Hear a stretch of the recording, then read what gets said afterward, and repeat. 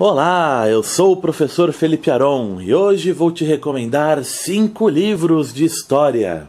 Esse é o início de uma série que eu vou fazer, indicando cada vez 5 livros que tenham sido importantes de alguma forma no meu canal, que tenham servido como fonte, como consulta para as minhas videoaulas. Essa ideia nasceu por 2 motivos. Primeiro, que no início do meu canal, lá nas minhas primeiras videoaulas, o meu público, as pessoas que assistiam, eram alunos do ensino médio, até do ensino fundamental. Grande parte gente que foi meu aluno, que eu indiquei, né? Falei, vai lá ver meu canal e tal. E com o passar do tempo isso foi mudando, né? Até pelo Google Analytics, que são as estatísticas que eu recebo, eu percebi que o público foi aumentando de idade, né? Então cada vez mais eu comecei a receber visitas e comentários de gente que é estudante de história universitário, estudante de relações internacionais, de direito, professores de história, de geografia, gente que sempre me pedia alguma indicação bibliográfica, que pedia alguma dica aí sobre como dar aula, e também porque eu gostaria de falar um pouco de livros que foram importantes na minha formação, que me ajudaram bastante, que podem ajudar muito mais pessoas. Bom, então é isso. Aqui no fundo do vídeo, né, na imagem, eu vou colocar a capa desses livros.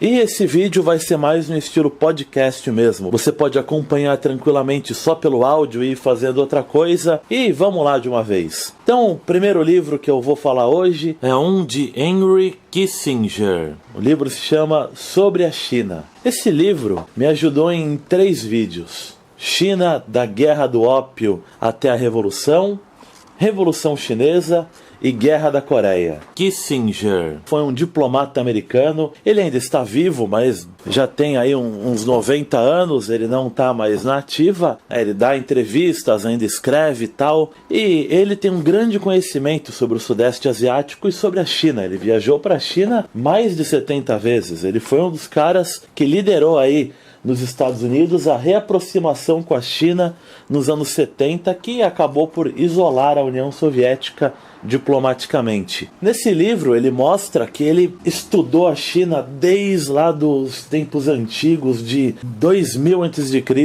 procurou raízes que mostrassem a China comunista dos anos 60, dos anos 70, a China da atualidade, mostrasse umas semelhanças entre esse momento da China com os momentos antigos. Mostra como que a ideologia chinesa, por trás de todo o verniz de comunismo, de nacionalismo, tem particularidades na forma de encarar a hierarquia, a organização, a relação do governo com a população e tudo mais. Não é difícil de ler. O cara é um diplomata, então ele é um comunicador. A profissão dele é se fazer entender por gente que às vezes fala um idioma totalmente diferente do dele. Porém, ele parte do pressuposto de que você entende de história. Então muitas vezes ele faz referências a lugares, tratados e datas como se você já sabe. Então é sempre bom você ter aí uma fonte de consulta, um Google talvez, né, para você procurar ali rapidinho quando ele falar o nome de alguma coisa que você não pegou na hora.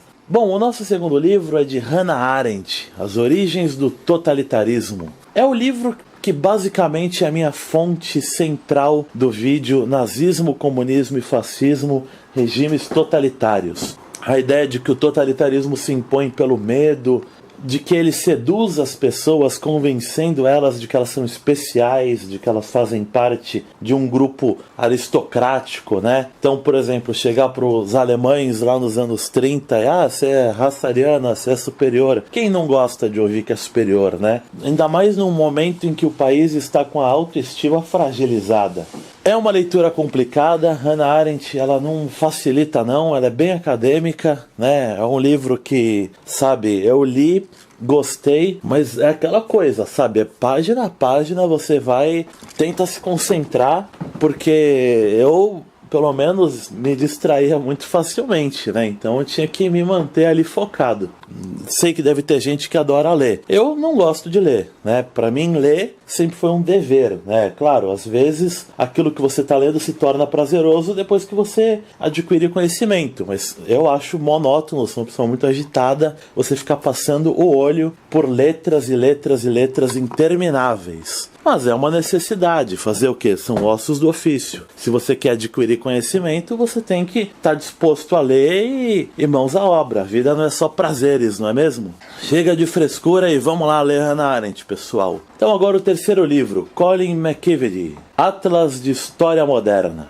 Esse é um livro que não é bem, assim, um livro comum, né, de apenas texto. Ele é focado em mapas, ele é um atlas. Então ele tem lá um mapa de cada um dos anos aí, que ele seleciona em que teve mudanças, e ele vai falando, né, ao lado, explicando que mudanças ocorreram. Sabe esses vídeos que eu fiz aí? Guerra dos 30 anos, União Ibérica e Brasil Holandês. Esse recente aí, Luís XIV versus William III, um vídeo que eu adorei fazer. Então, são vídeos que, tu percebe ali, ano tal a Inglaterra ganhou um território, aí no ano seguinte a França que ganhou aquele território, aí a França perdeu, aí a Holanda que conquistou, aí veio a Bélgica, aí não sei o que.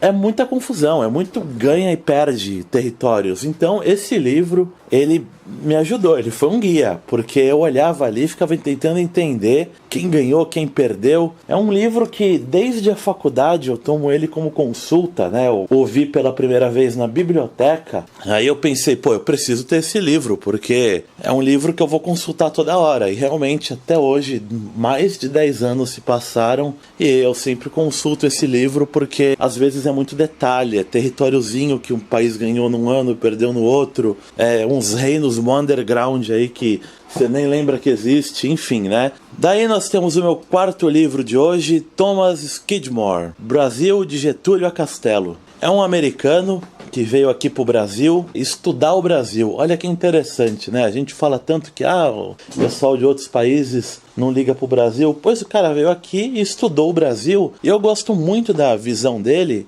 porque ele é um cara que ele não tá dentro do jogo político. Você pega historiadores brasileiros e, sinceramente, eles não são isentos. Tenta imaginar daqui a 20 anos, você vai ter historiadores falando, o Brasil teve um golpe em 2016, tirou a Dilma, e outros falando, o impeachment foi justo, não sei o quê. Então, a questão é que você não vai ter uma pessoa isenta, né? Você vai ter gente dentro dos assuntos políticos, com opinião. Ninguém é 100% isento, realmente, mas ele vê do lado de fora, entendeu? Ele dá umas opiniões já bem oxigenado, ele às vezes compara um pouco com o que ele vê em outros países, nos Estados Unidos, por exemplo. Ele não vê ninguém como salvador da pátria, não vê ninguém como vilão absoluto, ele analisa. Você percebe que ele é levemente esquerdista, mas isso não compromete de forma alguma a sua análise. Ele foi a base aí do meu vídeo da Era Vargas. Claro, não a única base, porque aqui no Brasil a gente vê tanta coisa sobre isso que,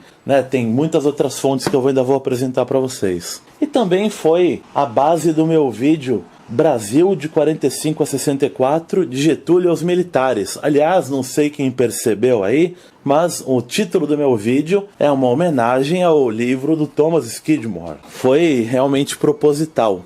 Então agora o último livro de hoje, que vem junto com uma dica que, na minha opinião, é muito preciosa. É o livro de Stephen Turnbull, Guerra no Japão, de 1467 a 1615. Ele foi útil para o meu vídeo 5 dicas para entender a história do Japão, mas ele foi muito mais útil no meu vídeo Guerra de Onin. Esse livro, ele não existe em português. Aliás, essa é a dica que eu quero dar. Pessoal, você gosta de história, quer aprofundar, quer ser professor de história, quer ser um bom professor, quer ser um estudioso de história, você não pode ler só em português. Esquece, é impossível. Vou te dar uma comparação. Imagina que a quantidade de livros que tem em português se compara com aquela piscina. Quando, a gente era pequeno, eu não sei vocês, os nossos pais enchiam de água, botavam no quintal da casa, aquelas piscinas acho que 2.000 litros.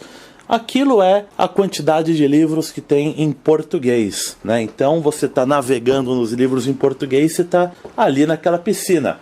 É confortável, te refresca, legal. Agora, quando você vai para a praia, vai para o mar, ali são os livros em inglês. não tem comparação, é muita coisa que não é traduzida. Sem falar não só livros, artigos, sites confiáveis, informação de todos os tipos, vídeos, né? Tem canais de história maravilhosos em inglês, em espanhol também, né? Isso sem falar em outras línguas, né? Eu gostaria muito de saber chinês, né? Porque imagina o quanto de informação que não deve ter produzida por mais de 1 bilhão de pessoas, não é mesmo? Mas é isso. Esse autor, na minha opinião, ele não é tão aprofundado. Ele fala assim, dá uns dados importantes, umas informações. Eu sinto um pouco de falta de profundidade no texto dele. Porém, ele tem vários livros, não é só esse. E ele acaba sendo aí a fonte em inglês a mais importante que eu conheço sobre o período Sengoku. Claro que eu ainda estou procurando outras fontes e tudo mais, mas ele parece ser um grande ponto de partida,